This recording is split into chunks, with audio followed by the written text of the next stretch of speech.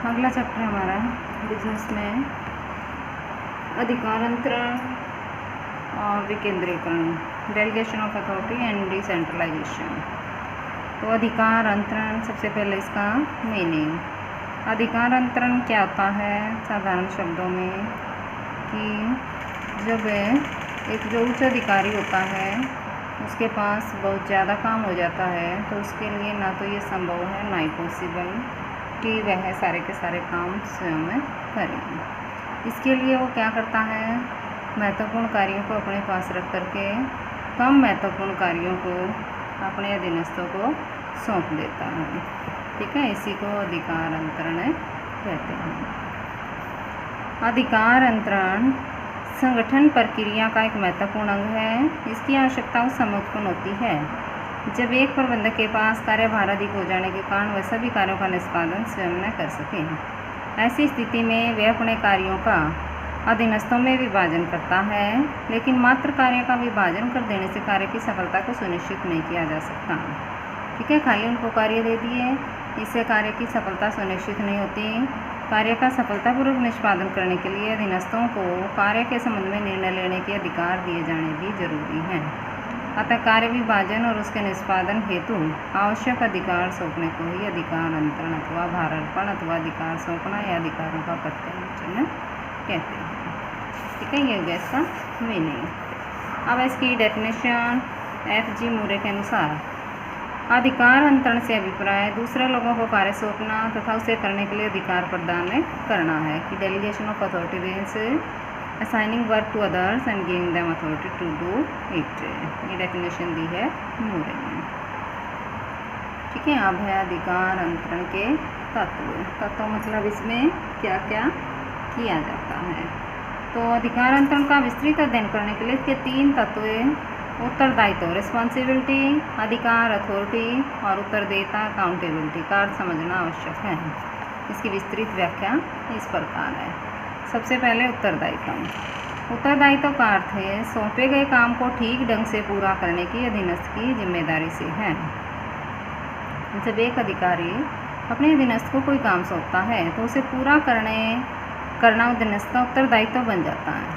ठीक है, जब भी कोई व्यक्ति दूसरे व्यक्ति को अपने अधीनस्थ को कार्य सौंपता है तो अधीनस्थ की जिम्मेदारी बन जाती है कि वो उस काम को पूरा करे। उसका अर्थ है कि उत्तरदायित्व शब्द काम सौंपने पर उत्पन्न होता है, तथा काम सौंपने को ही उत्तरदायित्व सौंपना कहा जाता है। फिर उत्तरदायित्व की विशेषताएं। फर्स्ट, उत्तरदायित्व को दूसरे व्यक्ति को सौंपा जा सकता है। इसका सार कर्तव्य का पालन करना होता है। उत्तरदायित्व क्या होता है, कर्तव्य का पालन करना ही उत्तरदायित्व है। इसकी उत्पत्ति अधिकारी अधीनस्थ संबंधों के कारण होती है। ठीक है, उसके बाद है अधिकार। तो अधिकार क्या है? अधिकार का अभिप्राय निर्णय लेने की शक्ति से है। किसी काम के बारे में निर्णय लेना अधिकार कहलाता है। निर्णय संसाधनों के प्रयोग करने अथवा कोई काम करने या न करने से संबंधित हो सकते हैं। फिर विशेषताएं, अधिकार की विशेषताएं। फर्स्ट है, अधिकार को दूसरे व्यक्ति को सौंपा जा सकता है। इसका संबंध पद से है, मतलब अगर ऊंचा पद होगा तो व्यक्ति के पास ज़्यादा अधिकार होंगे, अगर नीचे वाला पद होगा तो कम अधिकार होंगे। इससे निर्णयों का पालन करवाना संभव होता है। अधिकारों को प्रबंधकीय पद की कुंजी माना जाता है, क्योंकि यदि किसी पद के साथ अधिकार नहीं जुड़े तो वह प्रबंधकीय पद नहीं हो सकता। ठीक है, अब है अधिकार और उत्तरदायित्व में अंतर।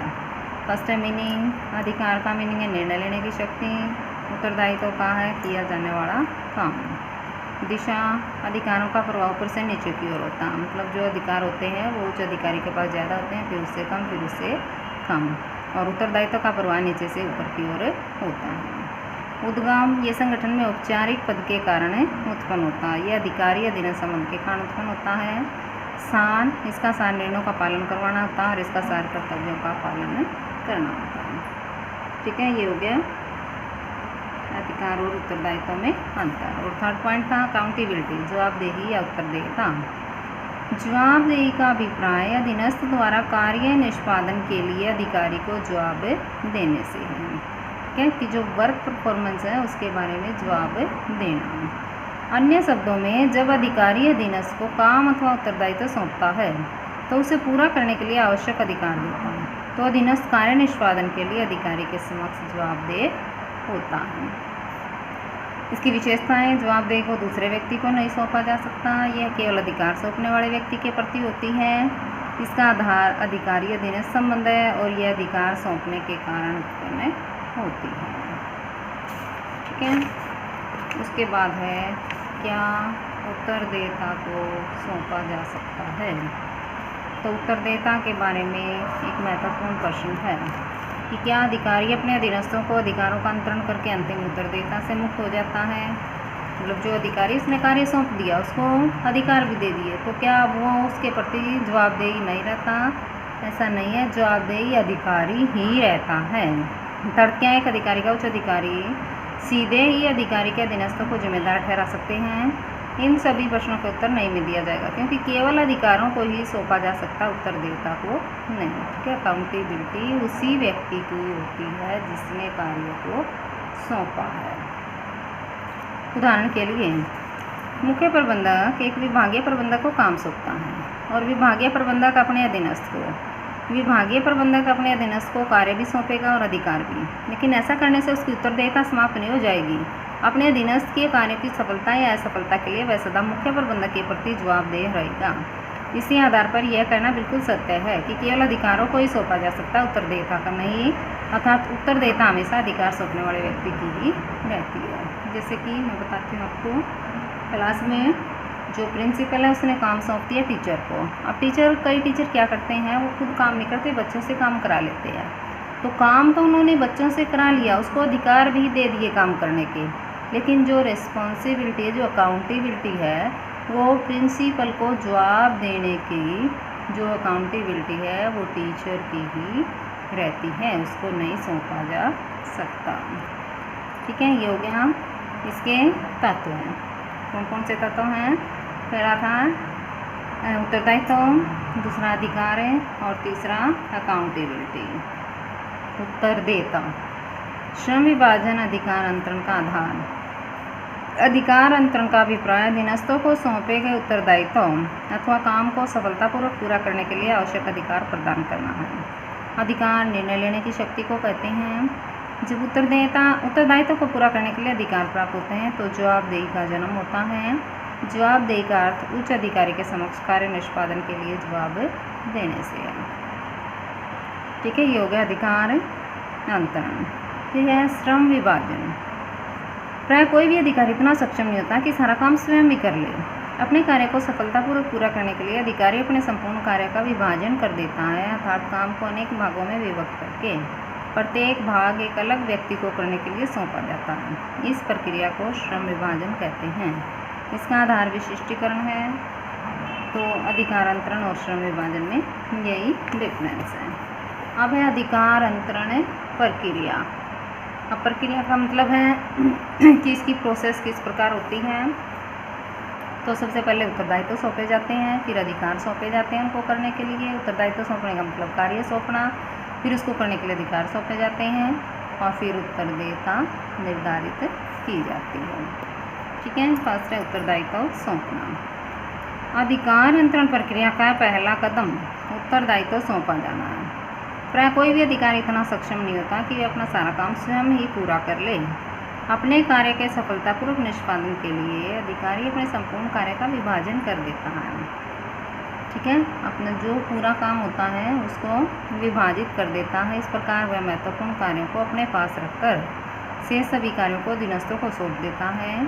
अधीनस्थों को कार्य सौंपते समय उनकी योग्यता और कुशलता का ध्यान रखा जाता है। जो अधिकारी ज़्यादा कुशल होगा उसको ज़्यादा महत्वपूर्ण कार्य सौंपे जाएंगे और उसकी योग्यता को भी ध्यान में रखा जाएगा। उदाहरण के लिए एक वित्त प्रबंधक वित्त व्यवस्था के काम को अपने पास रखकर लेखांकन आंकड़े एकत्रित करने अधिकारियों को अधीनस्थों को सौंप सकता है। सेकेंड, अधिकार प्रदान करना। अधिकार अंतरण प्रक्रिया का दूसरा कदम कार्यों का सफलतापूर्वक निष्पादन करने के लिए अधिकार सौंपना। जब तक अधीनस्थों को अधिकार प्रदान नहीं कर दिए जाए तब तक कार्यभार सौंपना अर्थहीन होता है, क्योंकि बिना अधिकारों के, बिना निर्णय लेने की शक्ति के वो कोई भी कार्य नहीं कर सकते। अर्थात कार्यभार को पूरा करने के लिए सभी आवश्यक अधिकार सौंपे जाने चाहिए। जैसे जब एक मुख्य प्रबंधक क्रय प्रबंधक को क्रय विभाग का काम सौंपता है तो माल क्रय करने, माल का स्टॉक रखने, अपने कार्य को दिनस्थों में बांटने आदि के अधिकार भी प्रदान करता है। और थर्ड है उत्तरदेयता निश्चित करना। अधिकार अंतरण प्रक्रिया का अंतिम कदम अधीनस्थों को कार्य निष्पादन के लिए जिम्मेदार ठहराना है।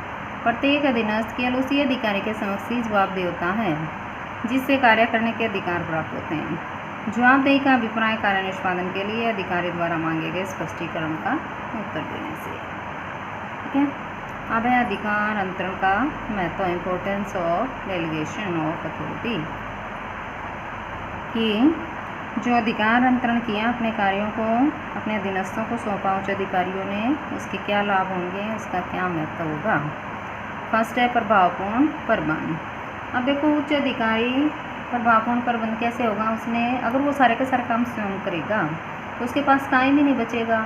और प्रभावपूर्ण प्रबंध कैसे वो संपन्न करेगा। अब डेलीगेशन ऑफ अथॉरिटी से क्या होता है, वो अपने कार्यों को अपने अधीनस्थों को कर देता है और जो अपना जो समय है वो महत्वपूर्ण प्रभावपूर्ण प्रबंध करने में लगाता है। प्रभावपूर्णता का अर्थ उद्देश्य को सफलतापूर्वक प्राप्त कर लेना। अधिकार अंतरण से प्रबंधकों के कार्यभार में कमी आती है। वे प्रबंधक जो अधिकार अंतरण करते हैं निश्चित रूप से उन प्रबंधकों से जो अधिकार अंतरण नहीं करते बेहतर निर्णय लेने की क्षमता रखते हैं। उन्हें अधीनस्थों के कौशल का लाभ भी प्राप्त होता है। यह स्थिति उद्देश्य प्राप्ति को आसान बना देती है और प्रबंधकों की प्रभावपूर्णता में सुधार होता है। क्या सेकंड है कर्मचारी का विकास। तो कर्मचारी का विकास कैसे होगा, जब उनके उच्च अधिकारी उनको कार्य करने के योग्य समझ से उनको कार्य सौंपते हैं तो कर्मचारियों को कार्य करने का अवसर प्राप्त होता है और उसके संबंध में निर्णय भी लेते हैं वो कर्मचारी। इससे क्या होगा, उनका डेवलपमेंट होगा। एक व्यक्ति का मानसिक विकास तभी होता है जब उसके पास निर्णय लेने के अधिकार हों। अधिकार अंतरण प्रक्रिया अधीनस्थों को निर्णय लेने के अधिकार ही प्रदान करती है। अधिकारों के होते हुए प्रबंधक विभिन्न परिस्थितियों में निर्णय लेते हैं जिससे भविष्य में वे अधिक उत्तरदायित्व ग्रहण करने के योग्य बन जाते हैं। तीसरा, कर्मचारियों का अभिप्रेरण। अधिकार अंतरण प्रक्रिया में अधीनस्थों को उत्तरदायित्व और अधिकार सौंपे जाते हैं। यह स्थिति उन्हें काम करने और निर्णय लेने में स्वतंत्रता प्रदान करती है।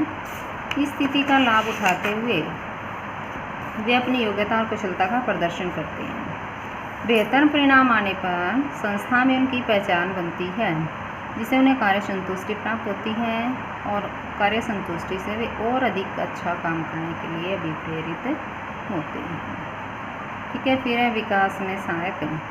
अधिकार अंतरण प्रक्रिया में किसी एक व्यक्ति या विभाग का ही विकास नहीं होता बल्कि पूरे संगठन का विकास होता है। संगठन के अंदर निर्णय लेने में सक्षम कर्मचारियों के पर्याप्त मात्रा में उपलब्ध होने के कारण व्यवसाय का विस्तार, आधुनिकीकरण और विविधीकरण पूरे विश्वास के साथ किया जा सकता है, क्योंकि इसमें जो अधिकारियों के अधीनस्थ होते हैं वो इसी योग्य हो जाते हैं, वे कोई भी निर्णय ले सकते हैं। तो भविष्य में जब भी व्यवसाय का विस्तार करना होता है उनको कार्य सौंप के आसानी से व्यवसाय को बढ़ाया जा सकता है। अधिकारी अधीनस्थ संबंधों का आधार। एक संगठन को सफलतापूर्वक चलाने के लिए अधिकारी अधीनस्थ संबंधों का होना जरूरी है, क्योंकि इन संबंधों के कारण वे एक दूसरे के संपर्क में आते हैं तथा उन्हें एक दूसरे को समझने का अवसर प्राप्त होता है। ये संबंध अधिकार अंतरण प्रक्रिया से स्थापित होते हैं। इसके अंतर्गत अधिकारों का प्रवाह उच्च स्तर से निम्न स्तर की ओर होता है, जिससे ऊपर से नीचे अधिकारियों और अधीनस्थ संबंध बनते चले जाते हैं। ठीक है, फिर है बढ़िया समन्वय मतलब कोऑर्डिनेशन। अधिकार अंतरण उत्तरदायित्व अधिकार उत्तरदेयता में संबंध स्थापित करने वाली प्रक्रिया है। इससे कर्मचारियों को अपनी शक्तियों, कर्तव्यों और निष्पादन के लिए जवाबदेही का स्पष्टीकरण होता है। अतः सभी स्तरों पर किए जाने वाले कार्यों का स्पष्ट चित्रण प्रस्तुत हो जाता है। सब कुछ स्पष्ट हो जाने पर बढ़िया समन्वय सतह स्थापित हो जाता है। इसका लाभ यह होता है कि न तो कोई अनावश्यक रूप से दो बार काम होता है और ना ही कोई कार्य करने से छूटता है। ठीक है, ये था डेलीगेशन ऑफ अथॉरिटी।